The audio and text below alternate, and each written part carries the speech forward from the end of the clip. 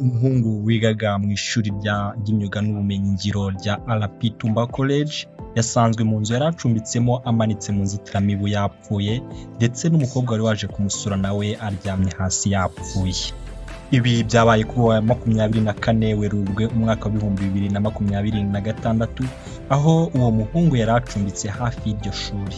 Uwo muhungu yigaga mu mwaka wa mbere wa Tumba College, gusa uwo mukobwa wari wamusuye ntibiramenyekana nimba nawe yari umunyeshuri. Mu makuru yizewe twamenye nuko uwo muhungu wasanzwe yapfuye yari umunyeshuri wabo, gusa nuko amakuru menshi agisashakishwa. Waduhaye amakuru yagize ati: umuhungu n'umukobwa basanzwe muri Ghetto, umuhungu yabagamo inyuma y'ikigo yapfuye, ndetse n'uwo mukobwa we nawe yapfuye. Abahageze basanze bari bifungiranye imbere hariho n'igufuri. Uwo muhungu yari umunyeshuri wacu, ariko umukobwa ntituramenya neza niba yigaga hano. Umutanga makuru yongeyeho ko basanze umuhungu amanitse mu nzitiramibu bisa naho yiyahuye, naho umukobwa we aryamye hasi. Yagize ati: iyo Ghetto yari y'umuhungu basanze amanitse mu nzitiramibu hejuru, ariko umukobwa we ari hasi, ariko nawe yapfuye. Meya w'akarere ka Rulindo Mukanyirigira Judith yahamirije igihe ko amakuru y'urupfu rw'uwo munyeshuri wa Tumba College ndetse n'uwari wamusuye. Ati: byabereye mu rugo rw'umuntu wari ufite inzu zikodeshwa uwo muhungu yabagamo.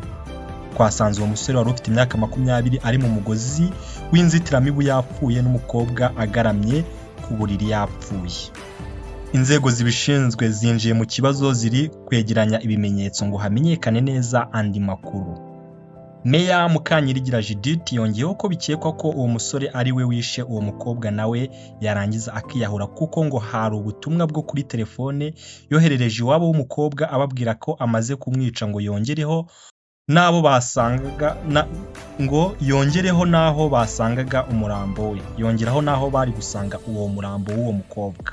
Uwo muyobozi nyine w'akarere ka Rulindo yaboneyeho gusaba ababyeyi kujya bita ku bana babo kugira ngo ndetse no kugirana ubushuti mu byo baganira byose, kuko uwo mukobwa basanze yari yavuye iwabo agiye mu mujyi wa Kigali kureba aho azakorera imenyereza mwuga, ariko aza no kujya i Rulindo batabizi.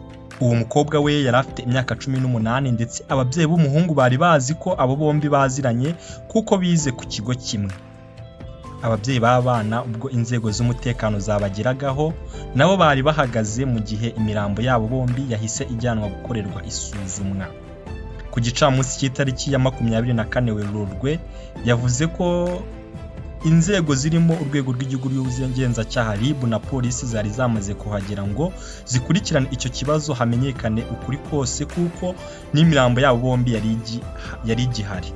Gusa hagaragajwe ko ari igihombo kubona abantu babiri bashobora kuba ari abanyeshuri bombi bapfira rimwe, ndetse yihanganisha imiryango yabo bombi, yaba umuryango w'umusore ndetse n'umuryango w'umukobwa.